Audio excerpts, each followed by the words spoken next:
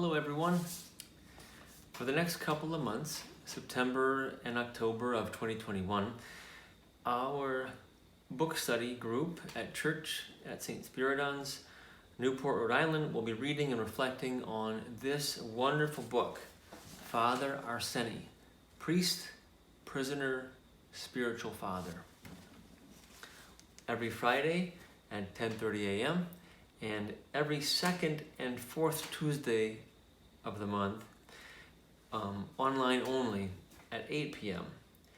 If you would like to check out this book or just come and check out our discussion, join our Zoom meeting at one of those two times. To get the link, if you don't have it already, you can just email me at priest@stspyridonchurch.org. Father Arseny, Priest, Prisoner, Spiritual Father. This is what it says on the back of the cover. It is one of the great mysteries of life that in atmospheres of the harshest cruelty, a certain few not only survive, but emerge as beacons of light and life. Father Arseny, former scholar of church art, became prisoner number 18,376 in the brutal special sector of the Soviet prison camp system. In the darkness of systematic degradation of body and soul, he shone with the light of Christ's peace and compassion. His sights set on God and his life grounded in the church. Father Arseny lived by the injunction, quote, to bear one another's burdens and so fulfill the law of Christ, Galatians 6:2. This narrative, compiled from accounts of Father Arseny's spiritual children and others whom he brought to God, gives stirring glimpses of his life in prison camp and after his release. It also tells stories of people whose lives, often during times of almost unimaginable crises, were touched and transfigured through their connection with Father Arseny.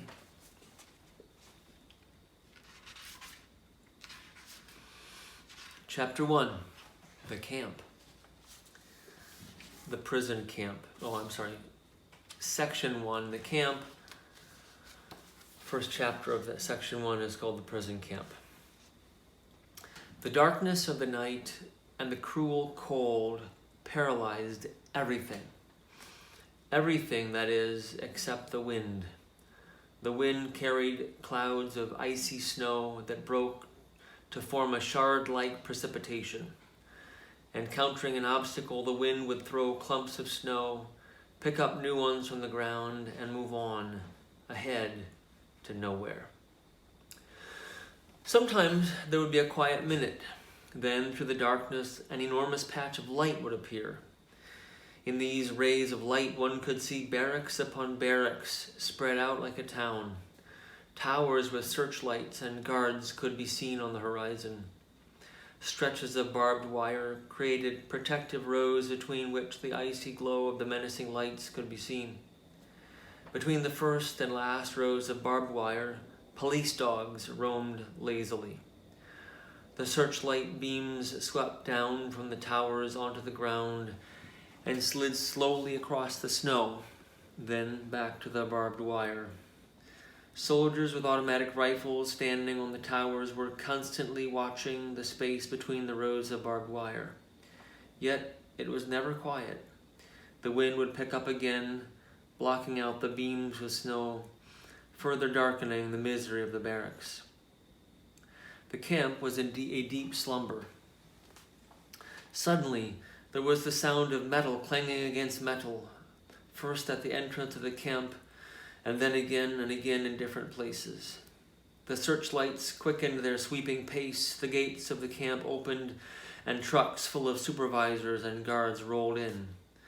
The vehicles spread out quickly all over the camp. 4 men ran out of the trucks at each barracks, checking all aspects of the structure to verify that no escapes had been attempted. Having ascertained that nothing had been disturbed in any way, the supervisors unlocked the doors of the barracks. For the guards in the towers, This was the most sensitive part of the procedure. Lights came alive and rifles left the shoulders of their owners. Guard dogs began to growl and became restless. The gulag had begun its workday. The cloak of darkness lifted slightly as the northern winter day began, but the wind seemed to take no notice of the change and continued its merciless, groaning storm of snow. A short distance from the inner circle of the camp security zone, the flames of bonfires licked the air. These served to melt the ice that blanketed the earth so that mass graves could be dug. This was the work of the men in the barracks.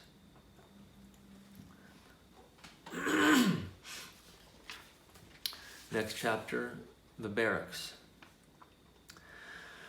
The camp came alive as prisoners filed out of their barracks for roll call. The cold, freezing wind and the darkness were an agony to the people outside. Lining up by the barracks, the prisoners received their meals and went directly to work.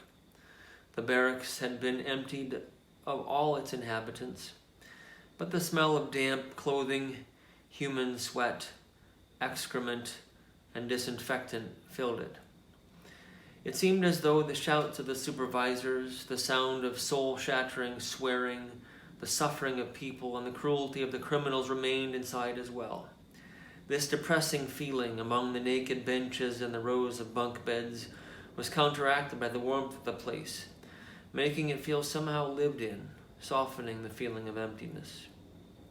At negative 27 degrees Fahrenheit, the gusty winds today alarmed not just the prisoners who had gone to work, but even those dressed in their warm clothing who watched them. The prisoners trudged off to their work in fear. They knew that their work was designed to be cruel to them, and that the requirements set forth by the camp chief's officers were nearly impossible to fulfill. Everything was done to lead these people slowly to their death. Both political prisoners and common criminals whose crimes were punishable by death were sent to this camp. Few came out alive. Father Arseny, whose name had been Pyotr Andreevich Streltsov before his priesthood, had been assigned to the title of Zek, prisoner, number 18376. He had been sent to this camp 6 months ago and understood that there was no hope for him to ever leave it. The night was transforming into a dark dawn and then into a short half-dark day. Searchlights were still lighting the camp. Father Arseny was always on duty. He had to split logs near the barracks and then carry them into the barracks to feed the stove. Lord Jesus Christ, Son of God, have mercy on me, a sinner, he repeated constantly while doing his work. The logs were damp and half frozen and were difficult to split. As axes were not allowed in camp, he had to split the logs by hammering a wooden wedge into them with another log. The heavy frozen log slipped and jumped from the weak hands of Father Arseny, and he could not hit the wedge properly. The work was slow. Exhaustion and the lack of food made it impossible to work properly. Everything was heavy and difficult. Yet the barracks had to be heated for the arrival of the workers. It had to be clean, tidy, and swept. If it were not ready on time, the supervisor would send Father Arseny to the punishment cell and the other prisoners would beat him. The political prisoners were beaten often. The supervisors beat them as punishment. The criminals just liked to do what they were used to doing, and all their hatred and cruelty came out this way. Someone was beaten every day, and beaten with pleasure. For the criminals, it was a real distraction. Have mercy on me, a sinner. Help me. I place my trust in thee, O Lord, and in you, O Mother of God. Do not abandon me. Give me strength, prayed Father Arseny, almost falling from exhaustion as he carried bundle after bundle of logs to the stoves. It was now time to light the fires. The stoves were cold and no longer gave off any warmth. It was not easy to light the fire, for the logs were damp, and there was no dry kindling. The day before, Father Arseny had found some dry branches and put them in a corner near one of the stoves, thinking, "Tomorrow I'll be able to light the stoves very fast." When he went to get the dry kindling, though, he found that some of the criminals had poured water on it. He knew that if he was late in lighting the fires, the barracks would not be warm for the return of the workers. Father Arseny ran to try to find some dry bark or anything dry behind the barracks. And all the time he was praying, "Lord Jesus Christ, Son of God, have mercy on me, a sinner." But then he added, "Thy will be done." He looked everywhere and could find nothing dry. He did not know how he would light the fire.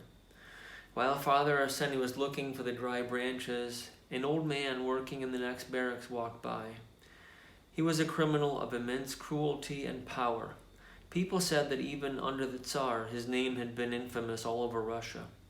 He had committed so many crimes that he himself could not remember them all. Not much was known about the details of his crimes, so numerous were his exploits. Yet when he was brought to trial, the judge had knowledge of enough of his crimes to condemn him to be shot. His sentence was later commuted to internment in this prison camp, which for some criminals was much worse. If you are shot, you suffer a short time. In this camp, death is slow and painful. Those who were released from the camp came out as invalids. Knowing this, many criminals became cruel, and their cruelty was expressed by beating the political prisoners, and sometimes even other criminals, to death. This criminal was the boss of the whole barracks. Even the camp officers were afraid of him. It would take only a wink from him to have an accident occur. His fellow inmates called him Graybeard. He was in his 60s and his appearance was gentle. He would often begin by talking to people nicely, sometimes joking. Then suddenly he would start swearing horribly and punching with his fists. Seeing that Father Arseny was looking for something, he shouted, "What are you looking for, you silly priest?" "I had prepared some dry branches to start the fire today, and somebody poured water onto them, and so I'm looking for something dry. The logs are damp. I don't know what to do." "That's right, silly priest. Without kindling, you are lost," answered Graybeard. "People will come from work. They will be cold, and they will beat me," mumbled Father Arseny. "Come, Pop. I will give you some kindling," Graybeard said, leading Father Arseny to a whole pile of beautiful dry kindling. Father Arseny had a thought that perhaps this was a joke. He knew Graybeard only too well and could not expect any help from him. "Take, Father Arseny. Take what you need," the criminal said. Father Arseny began to quickly gather some dry branches, all the time thinking, "I will take some kindling and he will shout that I am a thief." Then he realized that the man had called him Father Arseny. He prayed silently, crossed himself in his mind, and began to gather the kindling. Just a reader's note. When he said crossed himself in his mind, you have to imagine that he couldn't make the sign of the cross with his hands, as Orthodox Christians do traditionally.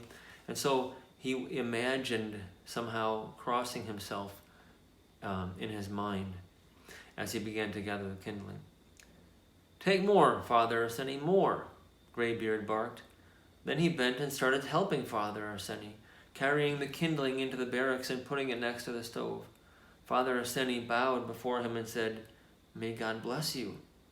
Graybeard did not answer and left. Father Arseny put the wood in the stoves and lit the fire. The logs began to burn. He had time only to throw some more pieces of wood on the flame before he had to rush to clean the barracks, wipe off tables, sweep, and get more logs. It was almost 3 o'clock. The stoves were red hot, and it was getting warm in the barracks. The smells became stronger, but because of the warmth, the barracks regained a familiar and almost cozy feeling. The supervisor came in several times as Father Arseny went about his work. As always, his words were angry and menacing. During one of his visits, he struck Father Arseny on the head with a piece of wood. Carrying the logs and throwing them into the stoves tired Father Arseny to the extreme. His head hurt because he was so tired and weak. His heart beat irregularly, and his breathing was bad. His legs felt so weak that they could hardly support his tired body. "Do not abandon me, O God," he whispered. bending under the weight of the logs. That concludes the second short chapter of Father Arseny, priest, prisoner, spiritual father. I hope you'll join us for our discussion of this book together at the times mentioned earlier in the video. God bless you through the prayers of all the saints.